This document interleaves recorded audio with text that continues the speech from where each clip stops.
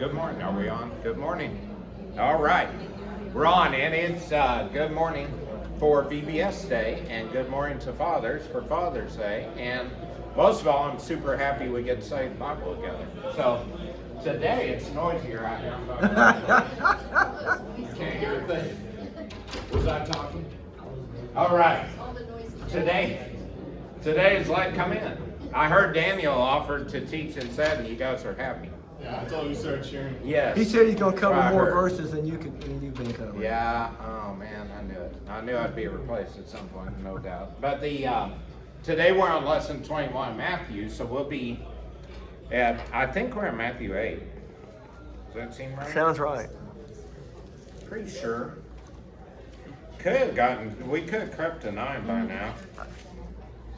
Oh no, we're in 8. Okay, we'll start in a minute at Matthew 8:14. Because we got to talk about healings and sin.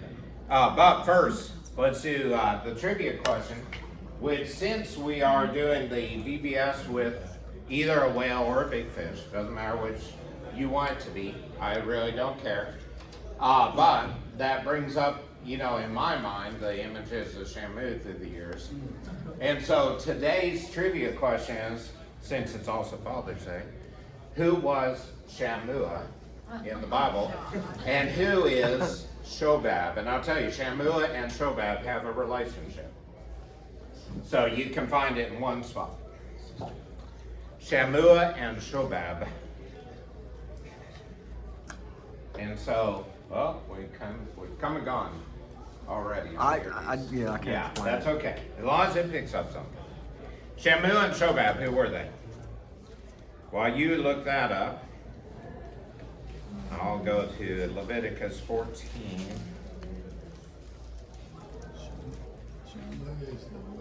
Shammua. Shobab. You got it, Larry?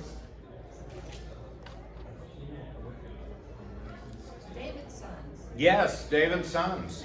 They were 2 sons of David, and they were specifically the brothers of Solomon and Nathan, who both appear in the genealogy of Jesus in Matthew 1 and in Luke 3. And so we know Nathan and Solomon because we know our genealogies, right? Yeah. And so we then, the easiest way to find it is 1 Chronicles 3. David, this is 3. Well, I'll go and read them all because it is Father's Day. 1 Chronicles 3:1. These were sons of David born in Hebron. The first one was Ammon, the son of Abinoam of Jezreel. Second, Daniel, son of Abigail of Carmel. You may know Daniel as Keliab back in 1 Samuel. And then the third, Absalom, son of Micaiah, daughter of Talmai, king of Geshur. The fourth, Adonijah, son of Haggith. Fifth, Jephthah, the son of Abital. And the sixth, Ithream, by his wife Eglah. And you might notice that those 6 were all born by different women. Those were different times. David reigned in Jerusalem 33 years, and these were the children born to him there: Shammua, Shobab, Nathan, and Solomon. Those were by 4 were by Bathsheba, daughter of Ammiel. There were also Ibhar, Elishua, Eliphalet, Noga, Nepheg, Japhia, Elishama, Eliada, and Eliphaz. 9 in all. And all these were sons of David. So you might notice Eliphaz there twice because at some point you run out of names. But he is in there twice. All right, so last time we left off with a question about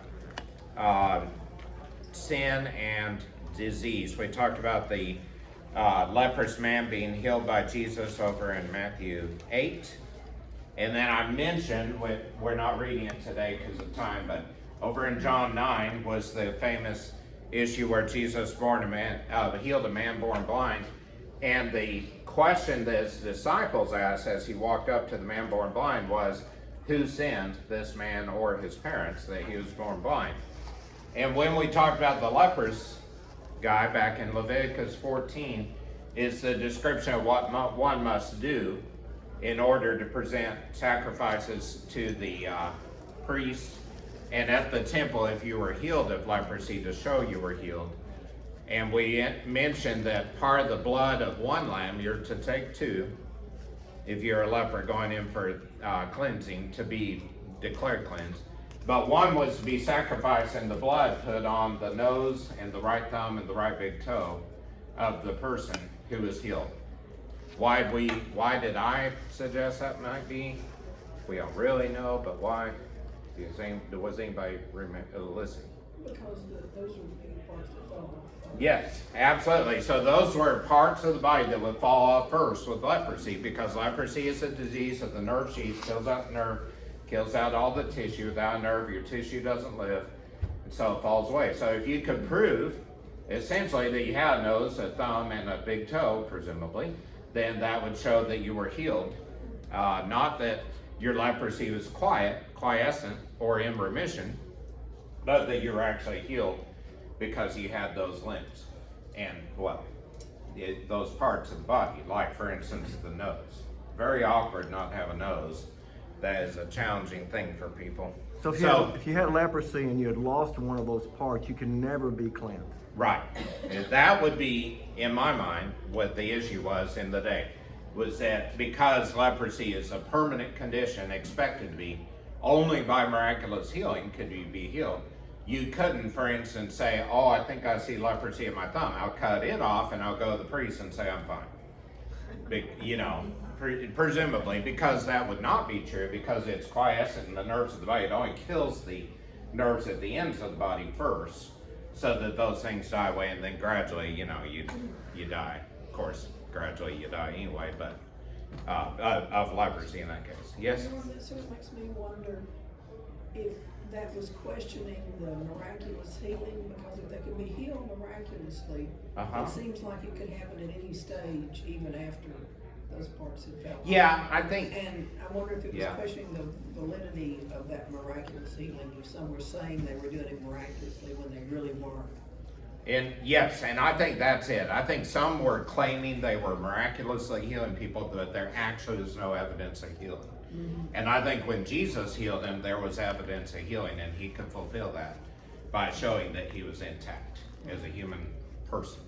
You know, because that's a big deal, that if you had lived with leprosy, say, 20 years, you probably lost some digits by then, and other, you know, the ends of toes, fingers at least. And I mean, you know, we forget in modern society how bad leprosy is. It's kind of like, I feel like we forget. Every time I mention somebody they should get up to date on a tetanus shot, they kind of say, why? You know, tetanus isn't a big deal. And I think, well, tetanus is a big deal, because if you get the tetanus toxin, you can't kill it out because it's a toxin. It's not like an infection. And it kills the body by tetany over about 3 or 4 weeks. And tetany, if you don't recall what it is uncontrolled spasm of the body, such that you eventually, if so much spasm of the body, you can't breathe, because the body is tightly bound in spasm, so even the chest wall won't move. And that's a bad way to go, or so I hear. And I think, you know, people just kind of blow off tetanus, in my opinion, because they don't know anybody who's had tetanus, because for 70 years in America, we've been able to prevent it. And I think we're kind of spoiled by that, frankly. And so that same with leprosy. You know, you probably haven't been to a leper colony and seen the people. And there is one treatment now, and in America we use it. Around the world there's still leprosy. Most people think about tetanus as stepping on a nail or something like that. Yeah. There's a lot more to it. Oh yeah, it's not just an injury. Yeah, it's a gradual, horrible situation. And yeah, and you know, stepping on a nail is the classic mechanism talked about to inject the tetanus toxin off of a rusty surface into the body. But the reality is the tetanus toxin is in like soil. So if you're out doing yard work, or out to gain a little injury here and there, you know, you could get tetanus if you're not careful. Yeah, this was my you know that. Actually, I should go with the Fort Worth Panther. You know that Fort Worth now wants to be called Panther City or whatever. They're being called Panther City. Yeah, exactly. You do. And you know, because there are panthers on the loose, and I guess one got me. Yes. I actually worked my first teacher. She was my mentor. Polio. Oh, and wow. That was one of the last people that Absolutely. that I Yeah, that's another dreaded syndrome that people have forgotten how horrible polio is because of the vaccine. And you know, we don't know people with polio. I believe I saw 2 patients that have a post-polio syndrome and are, you know, somewhat weakened or paralyzed. But you know, if you keep in mind with polio, about 25% of people that got it died right then, you know, within the week. And that's a huge number. And then the ones who survived at first, there was the thought of, oh good, I didn't die, or my child didn't die, most notably. So I must be okay. And then a few weeks to months later, all the neurologic problems would show up with paralysis and weakening of limbs and such, and dreaded syndrome made remarkably better by a vaccine. And that's, you know, this isn't a lesson on vaccines, except I'll just say, even in the modern world, vaccines are worked on for a reason by people who want them to succeed greatly. And I think if you look at the current situation of COVID, there were about 700 to 900 deaths a day for a while in America. We're down to 100 deaths a day. It's not gone. Just be aware of that. You know people who got it recently because we have church members got recently on a church trip. And, you know, it's still around, so be careful. Be aware. All right, so we'll talk about, what we were going to talk about. We'll do that. And what we were going to talk about was, so if the guy with polio had to go offer sacrifices. Leprosy. Right. Yeah. Yeah, that's true. Leprosy and polio are 2 different things, and I know that. I just want to point that out. So the guy with leprosy had to go, you know, show himself to the priest and take a bunch of sacrifices.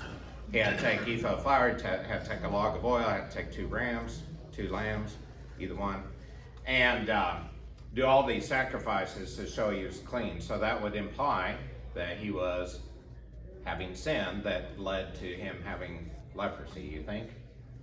So what about that question in John when the disciples said, who sinned, this man or his parents, that he is blind? What do you think about the connection? What was the answer by Jesus to who sinned, the man or his parents? His answer was no connection. Right. His answer was neither one. But this man was blind, what? Birth. That what? Well, he's blind from birth, but why? So his glory could be shown. Yes, so he could show the glory of God. Right. Okay, we gotta turn John 9 briefly. I won't read the whole thing. John 1. 9. And really, right now, I'm really hoping that's the right chapter. Oh, it is. Well, you know. John 9, as he went along, he saw a man blind from birth. His disciples asked him, Rabbi, who sinned, this man or his parents, that he was born blind? Neither this man nor his parents sinned, said Jesus. But this happened so that the work of God might be displayed in his life. Displayed also can be interpreted glory, that the work of God might be a glory in his life. As long as his day, we must do the work of him who sent me. Night's coming when no one can work while I'm in the world. I am the light of the world, which was an interesting, I think, side teaching to the reason this guy had come across them, because he could show these the light of the world through the glory of the blessing of the healing. And so in that case, neither the man nor his parents had sinned. Oh, well, let's back up to say, yes, they sinned, but it wasn't the cause of his blindness. You know, possibly his mom got addicted to antifreeze during pregnancy. God, just kidding, there's no antifreeze in, but you could do that today if you wanted to, if you had a problem. But if you, to be born blind, it was actually so that Jesus could heal him and show God's mercy and grace. So we should let them in, don't you think? So when, we have children out there. So when the leper went to take sacrifices, did that imply he was in sin, that he had leprosy? Was sin the only cause of uncleanness? No, good point. Sin was not the only cause of uncleanness. Some people had disease or injury. I'd be considered unclean right now. It's like a blood coming out of my arm. And so, you know, it actually, when you had a rash or a wound, when you have a child, several things would cause someone to need to go for cleansing. And it wasn't always sin. That's what leads people to think about sin causing illness, is that we think funny about it. Yes. Were all these rules about bringing the sacrifices and food, and so really food, was that Yeah. man-made, or was that part of the law of Moses? I mean, was that something added by man? No, it is the law of Moses. Okay. It is absolutely. Let's briefly turn with me in Leviticus 14, just briefly, just show you. That's a great question, because one might think, oh, these were Pharisaic things, layered on. But what it says, Leviticus 14:1, Lord said to Moses, these are the regulations for the diseased person at the time of the ceremonial cleansing when he's brought to the priest. The priest is to go outside the camp and examine him. So the priest went to him. If the person has been healed of his infectious disease, the priest shall order that 2 live clean birds and some cedar wood, scarlet yarn, and hyssop be brought for the one to be cleansed. That's only the beginning here. Then the priest shall order that one of the birds be killed over fresh water in a clay pot. Then he is take the live bird and dip it, together with the cedar wood, the scarlet yarn, and the hyssop, into the blood of the bird that was killed over the fresh water. 7 times he shall sprinkle the one to be cleansed of the infectious disease and pronounce him clean. Then he is to release the live bird in the open fields. Let me just emphasize again how thankful I am to live under the new law. Yes. And not have to go through all these rituals, because it sounds like a bad movie, I mean, having to bring birds and whack one and let the blood drip here and there for 7 times. And, it's kind of odd. And scarlet yarn, why scarlet yarn? It all has meaning in God's covenant. But the great news in God's covenant today is the blood of Christ covers all. Yes. Some people now complain that they have to be baptized. Yeah, that's true. Some people complain about baptism. Some people complain about little things like Christian fellowship, attendance, like things like that. Yes. We have a slight break for a little introduction. Oh, fantastic. We need one right now because we're just talking about scarlet yarn and bird blood. Okay. Yeah. Well, then this will be great. Yes, this will be such a relief. Yes. Yeah. Oh, Hello, children of all ages. Please, we encourage you to come to VBS tonight. Or don't, whatever. But do, and it's at 6 tonight, and then it's at 7 Yes. on Monday. Six to nine, that's the important details. starfish? Yes, sir. Yes. 7 on Monday, Tuesday, and Wednesday. We hope you come. It's gonna be a lot of fun. Thank you. I had New Year's. Yes. Sex couplets. Well, Anything else? whatever. Do we get dinner at 6? You can. Yeah, and we have a show at 7. Fantastic, thank you. All right, so that was a welcome break to the Scarlet Thread, because I can't explain Scarlet Thread. So, verse 8, the person to be cleansed must wash his clothes, shave off all his hair, bathe in water, then he may be ceremonially clean. After this, he may come into the camp, but he must stay outside his tent for 7 days. Whoa. Yes. Where we at? Leviticus 14:9. 8. Actually, I just read 8. Leviticus. Genesis, Exodus, Leviticus 14, after chapter 13. And verse 8 is right before 9, but I'll read next. Leviticus 3. Oh, goodness. What day? It's the blood loss. All right, Leviticus, 14, 9. It'd be amazing if I get through this one. All right, so anyway, he must shave everything. Stay outside his tent for 7 days, which is really kind of weird too if you think about it. He gets coming to the camp, gotta be outside the tent, gotta lay out there and air out, And on the 7th day, he must shave off all his hair. He must shave off his head, his beard, his eyebrows, and the rest of his hair. He must wash his clothes and bathe himself with water, and he'll be clean. So during that time, without the eyebrows, he'd be at severe risk of dust getting in his eyes, because they protect you, from dust in the eyes. That's why I never have dust in mine. So, We got to keep his eyelashes. well, that's a good point. Yep, eyelashes it was. We have eyelashes on the whale, by the way, for VBS. You'll want to come see it. On the 8th day, okay, so this is ongoing. This is now Leviticus 14:10. On the 8th day, he must bring 2 male lambs and 1 ewe lamb, a year old, each without defect, along with 3/10 of an ephah of fine flour with oil for a grain offering and 1 log of oil. The priest who pronounces him clean shall present both the one to be cleansed as offerings before the Lord at the entrance to the tent of meeting. Then the priest is to take one of the male lambs and offer it as a guilt offering along with the log of oil. And remember, we talked about last week, the log of oil is somewhere around 2/3 of a pint, in case you're wondering. All right, so he shall wave them before the Lord as a wave offering. He is to slaughter the lamb in the holy place for a sin offering, the burnt offering is slaughtered. Like the sin offering, the guilt offering belongs to the priest, it is the most holy. The priest is to take some of the blood of the guilt offering and put it on the lobe of the right ear. I may have messed up on the nose there, sorry.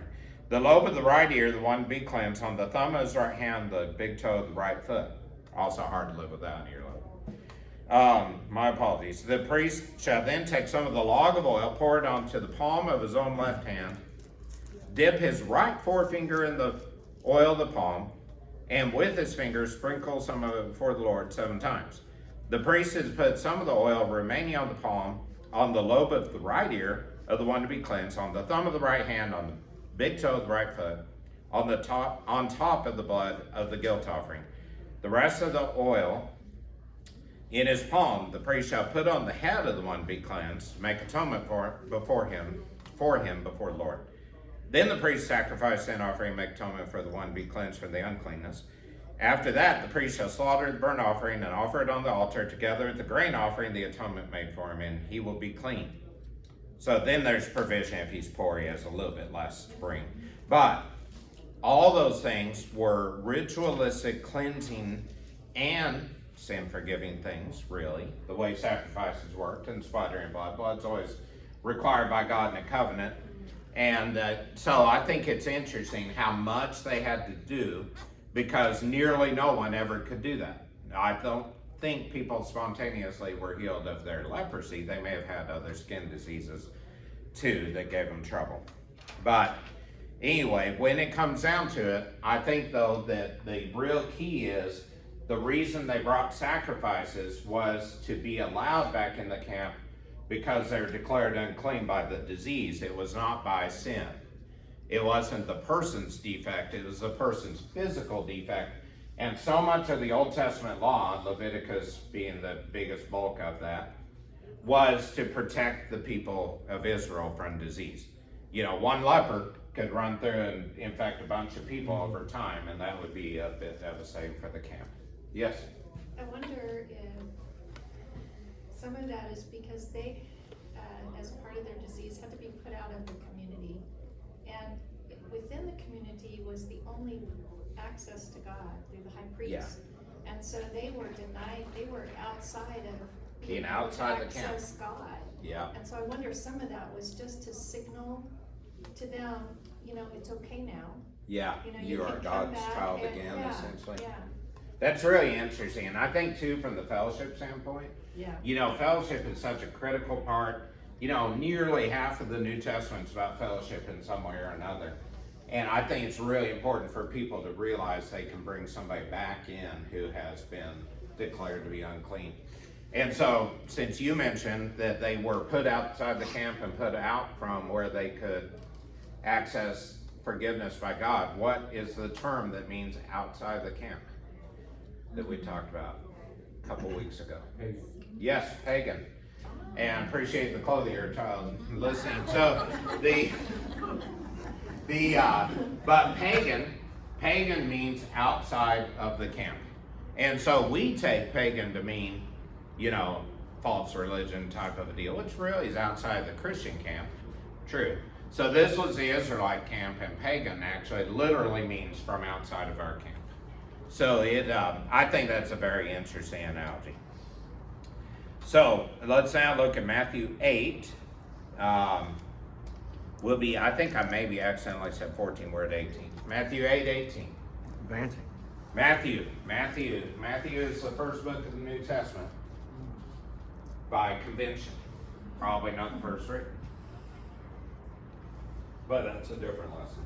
So we're used to the spot of Matthew, New Testament Matthew. If you have your little just New Testament Solomon Proverbs, which I find to be an interesting combo of a Bible, could find it at the very front. Matthew 8:18. When Jesus saw the crowd around him, okay, so let me back up and say why there's a crowd around him. Jesus went to Peter's house, healed his mother-in-law of fever. And then the verse was said by Matthew right in here. I don't know. I don't think it was. Did it launch? Yeah, come in. I think it did pop in. One of the VBS people. Yeah. It was that starfish. Oh, it's hard to believe. You know, you can get attacked from all sides. And especially by those with 5 limbs, Yeah. you know? All right, so Jesus had just healed Peter's mother-in-law of fever. And Matthew reminded us that this was to fulfill what was spoken through the prophet Isaiah. He took up our infirmities and carried our diseases. And of course, that's part of the famous Isaiah 53, all about wonderful counselor, etc. And so when Jesus saw the crowd around him, because people were bringing many to drive out spirits and heal the sick, he gave orders to cross to the other side of the lake. So remember, he'd gone to Capernaum. Capernaum is where he'd gone to live after he left Nazareth, and Capernaum was like on the north to northwest side of the Sea of Galilee, or Sea of Gadarenes. And so he went to cross the lake. Then teacher of the law came to him and said, "Teacher, I'll follow you wherever you go." Jesus replied, "Foxes have holes and birds there have nests, but the Son of Man has no place to lay his head." Another disciple said to him, "Lord, let me first go and bury my father." But Jesus told him, "Follow me, let the dead bury their own dead." Okay, so what about those two phrases? Foxes have holes, but Son of Man has nowhere to lay his head. Birds have nests, Son of Man has nowhere to lay his head. Jesus never had a home, really. Right. Yeah, adult life. I believe that Jesus did not have a home after age 30. I think that's probably true, because it does talk about he went back to Nazareth. He described how a prophet would be rejected in his hometown, and then left Nazareth, moved to Capernaum, was now moving across the lake. And so I think a large part of this was his announcement that he would not have a home base. I don't think it has a deeper sort of spiritual meaning of don't be like a fox or don't be like a bird. I think what it just is that he was saying, I've got to go about ministry, and I'm not going to just be here this whole time. And so I think that's what that means. Then what about the guy with the dead dad that he wanted to bury? Was that just being unmerciful? That was just a statement about priorities. Yes, statement about priorities. And so I think what he probably even meant was let the spiritually dead take care of their family, but the spiritually alive should be active in the kingdom. I think that's really what the priority is there. And in fact, if you really do a deep dive, which I wouldn't necessarily recommend, it's worth the time, but if you really did a deep dive into how they handled the issue of death, they really almost, short of somebody like dying in an accident or something, as life was coming to a close, they would sort of shut down their life and spend time with that member.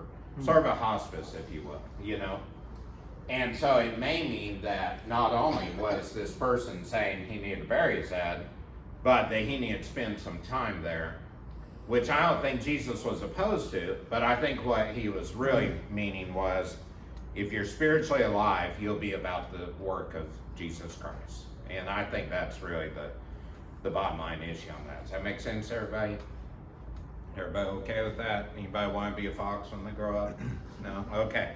All right, so then he got in a boat with and his disciples followed him. So he decided, remember back at verse 18, he gave orders to cross the other side of the lake. So presumably that order was go get a boat. Get one of your boats probably to the disciples, because they were fishermen, so they were to get a boat, so he'd cross over. And then he had these couple little tiny snippets of conversation. Then he said, or it says, he got in the boat with his disciples, they followed him. Without warning, a furious storm came upon the lake, so the waves swept over the boat. So what would the disciples be super familiar with, do you think? Boats. The boats and the Sea of Galilee. That's where they fish.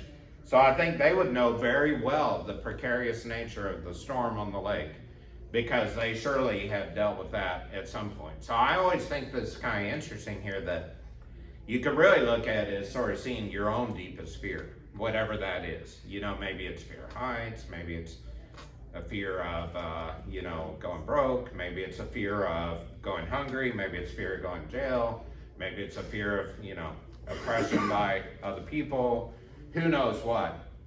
But I think it stared in the face of what the disciples would probably have feared the most. The thing they could not control would be a storm on the sea that would interfere with their livelihood.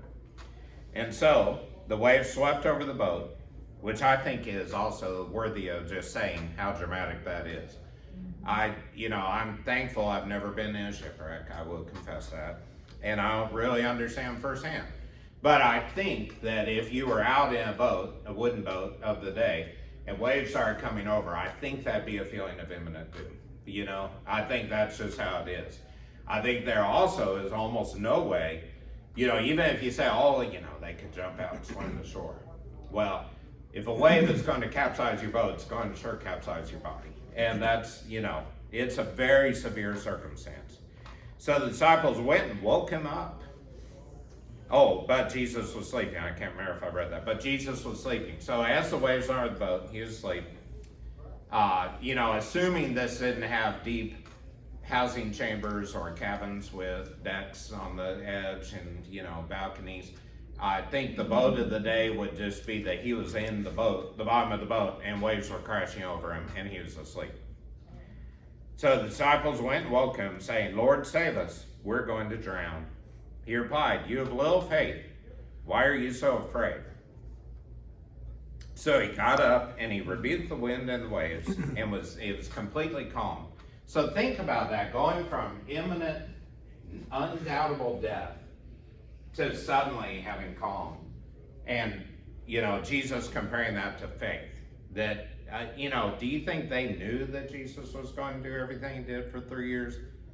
I don't really think so, but I think when they look back on this, when they would say later, "Oh, you remember how Jesus stilled that storm?" And he said it was all about faith, that we should know that God will protect us, that God has his will in mind for us, is what I should say, not our will, but his will in mind for us, and not to be afraid. And I think this is more of a kind of retrospectoscope type lesson. When you look back, it seems a little more clear than what it would have been at the moment. But at the moment, what they knew was he rebuked the winds and the waves, and it was completely calm. And that is shocking, I think, by any circumstance, to think that they could see a man control the storm. Yes? Well, it seems sort of strange to me. They called him Lord, and they went to him and woke him up to ask him to save them. Mm-hmm. So they obviously thought that he was somebody very special. There was something, right? But then when he did rebuke the winds and they stopped, they were surprised. Yeah, that's a great point. He knew that they had some faith in him, but not full Not faith, nearly enough. or else Yeah. they would not be surprised. That's a great way of looking at that. I think that's a great point. So, I think the bottom line was you maybe have known somebody over time who just has charisma, that if they walk in a room, everybody knows. Somebody who just is a leader. And I think they knew Jesus was their leader. I think they were clear that there was something about Jesus. People were coming to him in such crowds they needed to cross the lake. And I think they did have that, even if all of us fail, even if we're just lowly fishermen and we don't know what to do with this storm, at the very least, wake them up and see what happens. And they had seen healings and such, so I think it probably was some degree of faith, just not nearly the faith that would say, "I don't think this storm is going to kill Jesus." And I think that is an incredible amount of faith if you're facing that. And I just want to give the perspective too. This is very different, I think, than somebody like, for instance, saying, "Oh, if we go stand in our doorways or outside of a building during an earthquake, we'll be okay." This was in the middle of the proverbial earthquake with things falling on you, and Jesus suddenly saying, "Be calm and clear." And I was, way back when I was 6 years old, I was in what was then the biggest earthquake in Los Angeles history. And I distinctly remember waking up in the morning, shaking back and forth like a foot's amplitude on the floor where I was sleeping. I was sleeping on the floor because I was a 4 or 6 year old kid. And you know, it just was shocking to me. I couldn't make sense of how the house was rocking. And, you know, it was just a weird sensation. It went on what seemed like forever, which must have been something like 90 seconds. But I can't imagine having these waves crash over, you know, and just feeling like, oh, any second the boat's going to shatter and we're gone. You know, it's an amazing miracle, I believe. Yes? This reminds me that almost always we get afraid when we're out of control. Yeah. And, you know, big waves and earthquakes make us feel out of control. I think it could teach us that we need to release control. Absolutely. We feel like we're out of control with any kind of a physical circumstance, generally speaking, and we need to realize that God's in charge. I think that's it. And you know, I tell you, ever since COVID, since we already broke the ground on COVID a minute ago, I'll mention it, but ever since COVID, you know, as you are aware, I see patients on a weekly basis. Generally, that's my regular life. And I'd say 90%, and I don't think that's an exaggeration. Maybe it's only 88.4%, but it's somewhere near. We could round it up. 90% of people since COVID, if COVID enters into any conversation or anything about family, job, school, vacation loss, because of, you know, they didn't get travel in Norway or whatever because of COVID, and you know, all these things, they'll say, you know, just ever since COVID, I've lost so much and I'm so anxious. And anxiety seems to be the word coming out of COVID. And I think, honestly, if we could just see a storm and see Jesus heal it and realize God's in charge, it would alleviate so much of that anxiety. It is shocking to me how many people talk about being anxious now. And I think, you know, it was disrupted. There's no doubt. Our lives got disrupted. Not this much, you know, unless we had, you know, somebody like several family members die of COVID. That's more disruptive probably than the average person. But I think, you know, when you see that Jesus can calm the storm, think about whatever storm that is, Jesus can calm it, I believe. What else on that? Anything else? Okay. Then, so this is now Matthew 8. Ooh, we are going to finish Matthew 8 today. I'm impressed. Matthew 8:23. And we only have a little First Chronicles and a little bit of Leviticus, yeah. Little John. Then he got into, oh wait, I just read that. We're in verse 28. Well, you know, we're really going to finish now. I'm not going to repeat everything I just said. Matthew 8:28. When he arrived at the other side in the region of the Gadarenes, or Galilee, Sea of Galilee, same area, 2 demon-possessed men came from the tombs and met him. They were so violent that no one could pass that way. What do you want with us, Son of God? They shouted. Have you come here to torture us before the appointed time? Some distance from them, a large herd of pigs was feeding. The demons begged Jesus, if you drive us out, send us into the herd of pigs. He said to them, go. So they came out, went into the pigs, and the whole herd rushed down the steep bank into the lake and died in the water.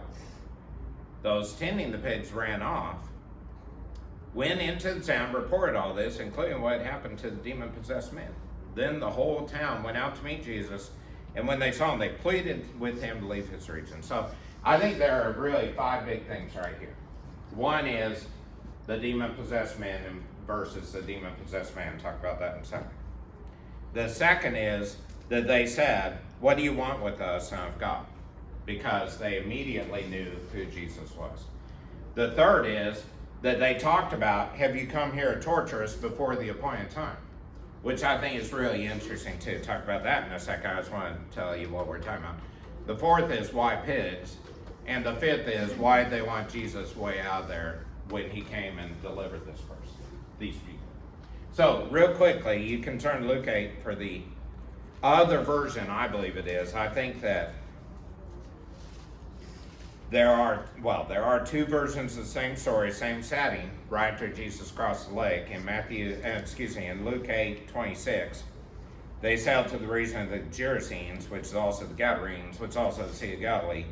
And Jesus stopped ashore. He was met by a demon-possessed man from the town. He hadn't left clothes. Yeah, he hadn't left clothes. Yeah, he wasn't a clothier. That's what I'm saying. But he also wasn't wearing clothes. And he lived and had not lived in a house, but he lived in the tombs. When he saw Jesus, he cried out and fell at his feet, on top of his voice, "What do you want of me, Jesus, Son of the God Most High? I beg you, don't torture me." Very similar story, right?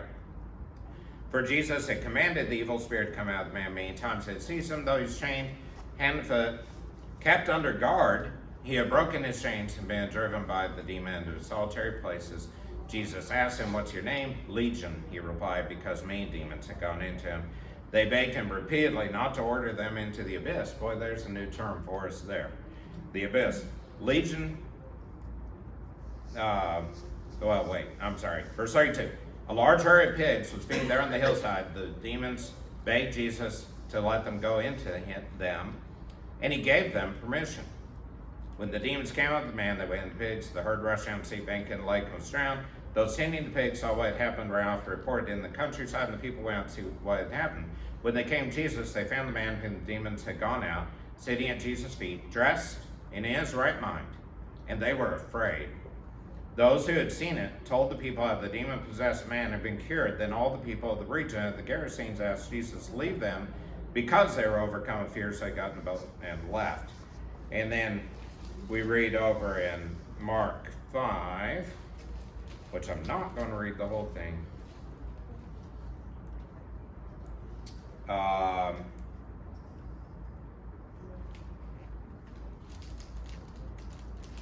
That Jesus, the man, as Jesus was getting in the boat, the man who had been demon-possessed, this is Mark 5:18.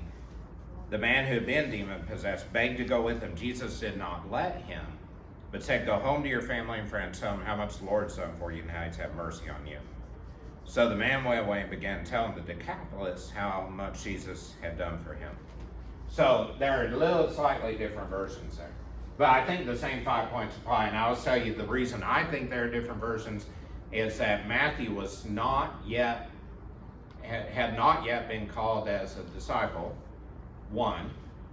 Second is Luke wasn't a disciple who wrote the Luke version about one man being named Legion. And I think this was the story that doesn't matter if it's one guy or two guys, theologically, it matters that it was demons versus Jesus.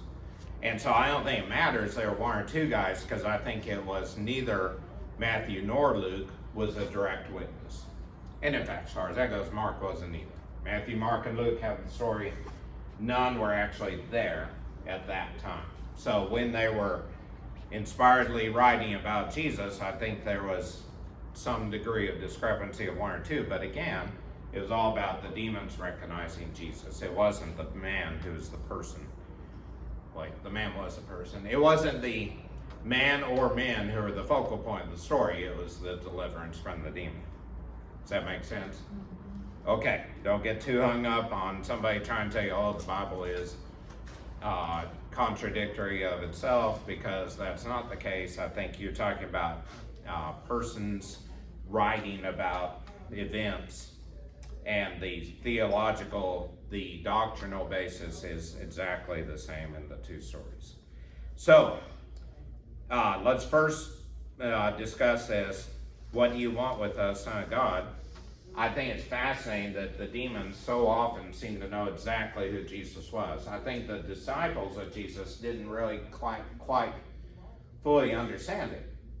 But the demons knew, because it's a spiritual battle, right? So I think that's a fascinating part of it, that the demons knew full well this is the Son of God. They called him the Son of God. I mean, that's pretty straightforward. So then they shouted, "Have you come here to torture us before the appointed time?" What is the appointed time? And is this before? Doesn't it talk about that in Revelation? Well, yeah, it talks about everything in Revelation. So yeah, this could be the sixth horn of the seven with the 10 crowns on the last beast. You're right. But it does talk about that because there is an appointed time, and in fact, the abyss, which is mentioned in in Luke, the abyss was to be the future of the demons and the non-godly people, the non-saints. And it was the appointed time then, which we misunderstand. I'll just say, this is not a lesson on Revelation. We'll cover that in 15 minutes 1 week. Just kidding. We won't cover it. But the last thing in Revelation is that when Christ comes in his glory, that there would be a final punishment to the abyss of the evil, the demons, Satan, and those who follow the evil, demons, and Satan. Well, it's interesting they knew it was before the appointed time, so it's like they know the appointed time is later.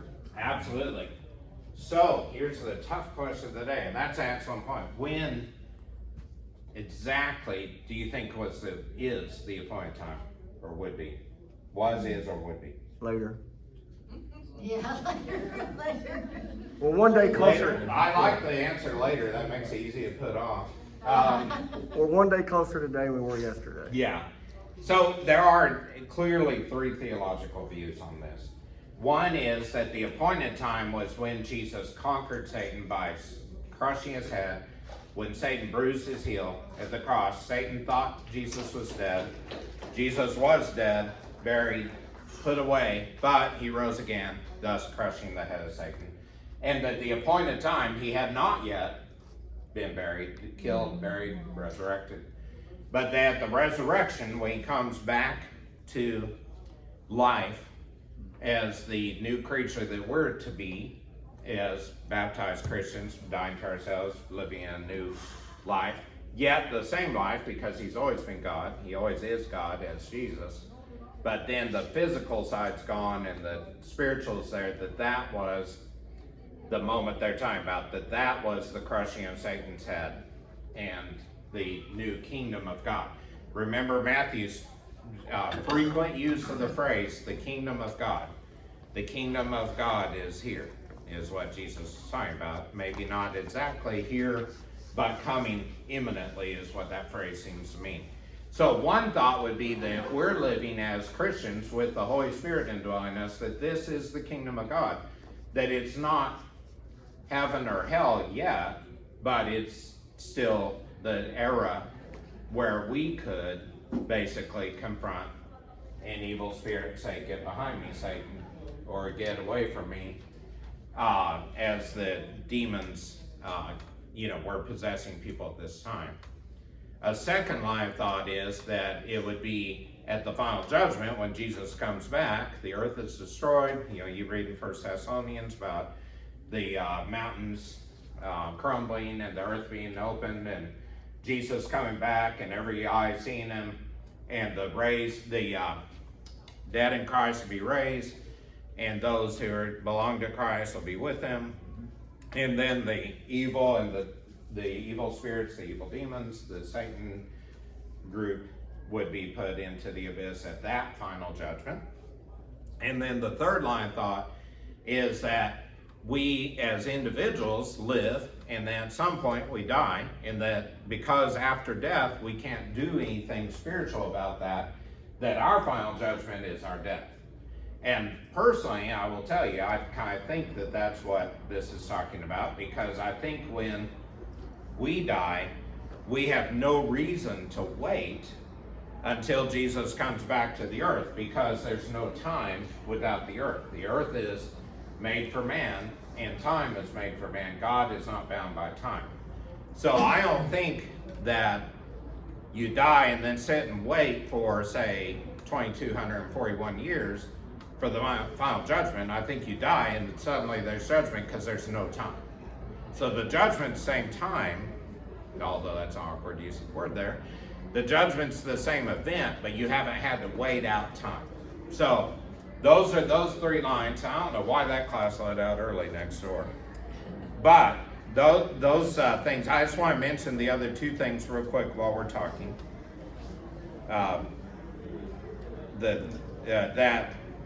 we did 2 of the 5. I'll mention it real quickly. Why pigs? Why pigs? Why did Jesus send demons into pigs? Because they were unclean. Because they were unclean. Yes, the Jews could not eat pigs. So the Jew would not re-encounter these demons, I believe. And of course, he wouldn't anyway because they washed into the sea, most of them, and were dead. But that was, I think one reason that he chose the pigs, because they were unclean anyway. And then the second thing, why the merchants, why were they so worked up over this?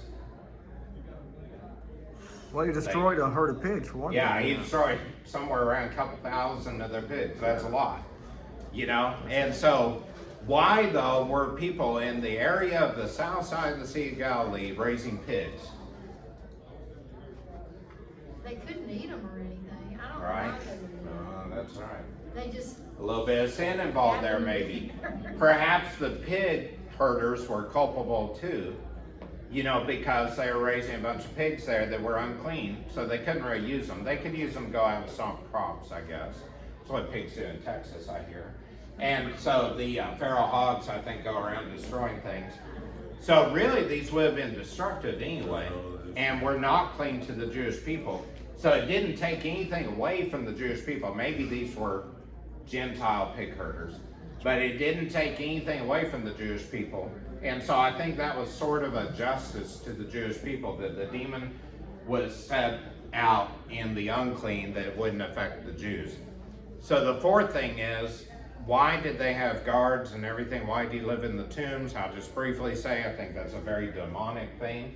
To be so violent that you broke chains and be a danger to the community. I think we see that in many stories of the Bible, so I think that's a straightforward answer there. And the fifth one is why they pled with them to leave the region, and really it was answered in Mark, is that they were just simply afraid of them. Somebody with that much power they couldn't deal with, and it's exactly what the demons were saying. What do you want with us, Son of God? Why have you come here to torture us before the appointed time? Was that essentially the people were afraid that Jesus was there somehow to bring judgment on them, I think. And I think they misunderstood the love and compassion of the kingdom and thought about it as potential death and destruction. Thanks for bearing with me. We're done there. We'll pick up next time, Matthew 9.